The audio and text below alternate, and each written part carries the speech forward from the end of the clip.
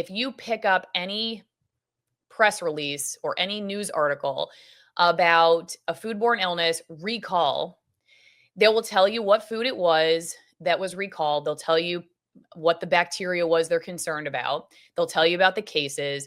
But I never see in spinach recalls, tomato recalls, baby formula recalls. Recently, I discussed a recall of chicken fettuccine Alfredo from Kroger.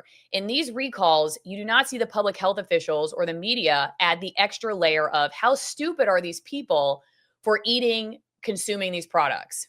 They often will tell you that raw milk is the same as pasteurized milk, that there's no nutritional difference, and that there's just no reason for us to consume raw milk. This is factually inaccurate. I took chemistry in 10th grade. I learned from my professor that when you boil something, it changes the nature of what you boiled. That's why when you go to the store and you see roasted nuts, you will also see a label that says raw nuts, raw almonds, roasted almonds. The reason that that's labeled that way is because some people want the nutritional benefits of the raw almonds, and they don't want roasted almonds because high temperature processing affects the nature of the products. We like it for the nutritional content. We know the science behind it. We don't know too little, we know too much. And it's often purported that we know too little, we actually know too much.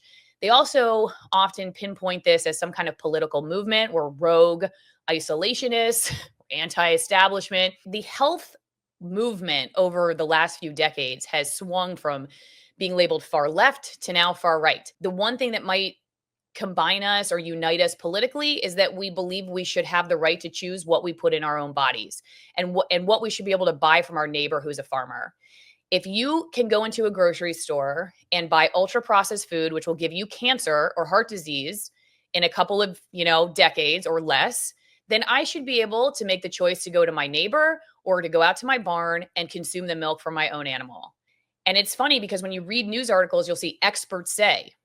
What experts say? I often say that about the media. Experts say.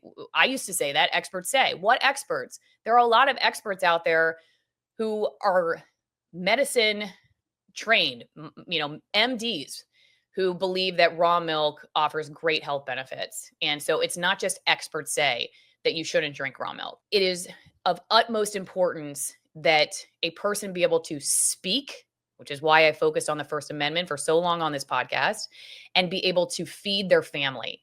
These are two basic fundamental rights given to us by God, not given to us by the government, that if trampled upon leads to far worse precedent on human rights for those of us in the United States of America.